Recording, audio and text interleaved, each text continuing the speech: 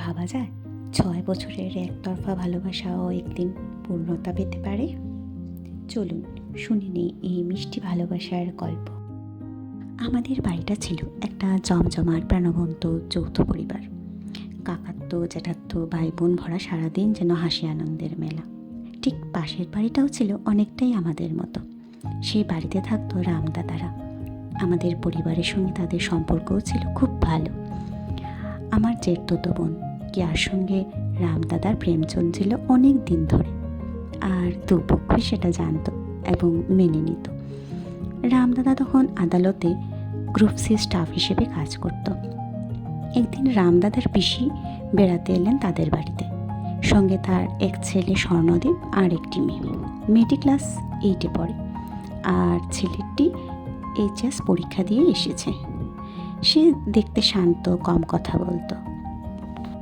তার দিকটায় আমরা পাশের বাড়িতেই সবাই মিলে ব্যাডমিন্টন খেলতে যেতাম। সেই প্রথম দিন স্বর্ণদীপও খেলতে নামলো, আর অদ্ভুতভাবে প্রথম দেখা থেকে আমাদের মধ্যে অকারণে তর্ক ঝগড়া লেগেই রইল। কে আগে সার্ভ করবে, কে দেবে, এইসব নিয়েই লেগে থাকতো। তবু তার মুখে ছিল হালকা হাসি। এমন একদিন সে হঠাৎ জিজ্ঞেস করলো, HS-এর পর তুমি কি করতে চাও? আমি বললাম নিজের ইচ্ছে। তারপর তাকে জিজ্ঞেস করলাম, তোমার ইচ্ছা কি? সে শান্ত গলায় বলল, এন্ট্রান্স দিচ্ছি, তাছাড়া পাইলট হওয়ার ইচ্ছে আছে। আমি শুনে সত্যিই অবাক আর খুশি হয়েছিলাম। কিন্তু সময় খুব দ্রুত কেটে যায়, মাত্র 10 দিন। তার মধ্যেই ওদের কলকাতায় ফিরে যাওয়ার দিন এসে গেল। তারপর আর দেখা হয়নি। এদিকে কেটে গেল 4 বছর। আমি এখন কলেজ সায়েন্স নিয়ে পড়ি। সেই সময় একটা স্মার্টফোন নেবার জন্য বাবাকে অনেক অনুরোধ করবার পর অবশেষে পেয়েছিলাম ফোন। তারপর ফোন কেনার পর ফেসবুক, ইনস্টাগ্রাম খুললাম, কিন্তু নিজের ছবি খুব একটা দিতাম না। তারপর একদিন হঠাৎ দেখি একটি ফ্রেন্ড রিকোয়েস্ট এসেছে। নামটি হলো স্বর্ণদীপ। প্রোফাইলে তাকাতেই চিনে ফেললাম, অনেকটা বদলে গেছে, অনেকটা পরিণত। ফ্রেন্ড রিকোয়েস্ট অ্যাকসেপ্ট করতেই প্রথম মেসেজ, কেমন আছো?